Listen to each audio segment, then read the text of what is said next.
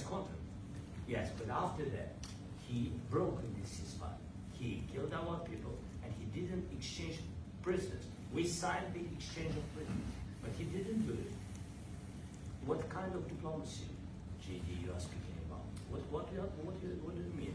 I'm talking about the kind of diplomacy that's going to end the destruction of your country. Yes, but if you Mr. President, with respect, I think it's disrespectful for you to come to the Oval Office and try to litigate this in front of the American media. Right now, you guys are going around and forcing conscripts to the front lines because you have manpower problems. You should be thanking the President for trying to bring him into this conflict. Have you ever been to Ukraine? Did you see what problems we have?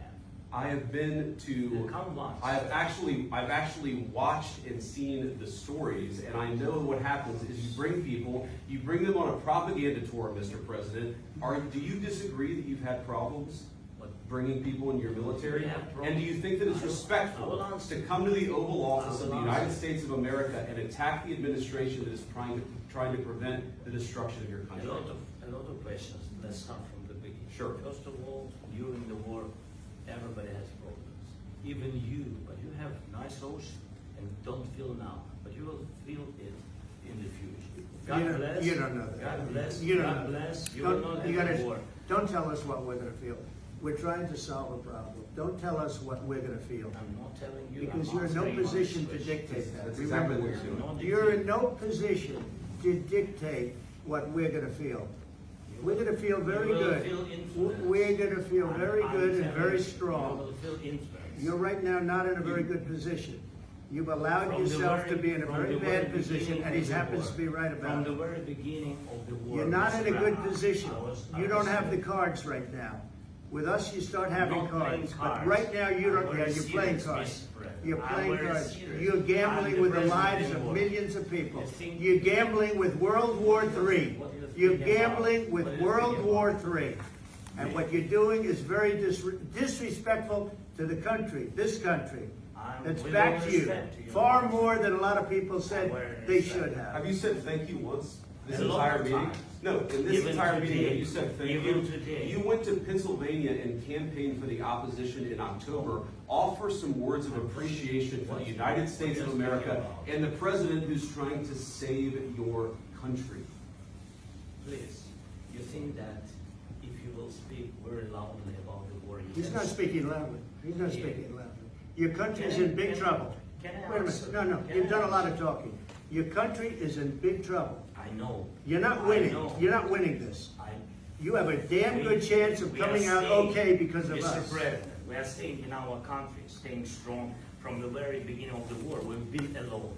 And we are thankful. I said thanks. You haven't in been this alone. cabinet. You haven't been alone. We gave you, through this stupid president, $350 billion. We gave you military equipment, and your men are brave, but they had to use our military. If you didn't have our military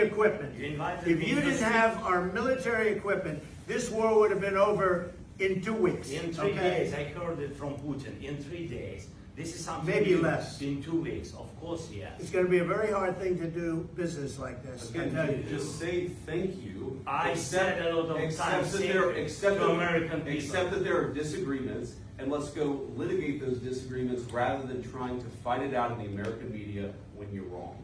We know that you're wrong. But you see, I think it's good for the American people to see what's going on. I understand. I think it's very important. That's why I kept this going so long.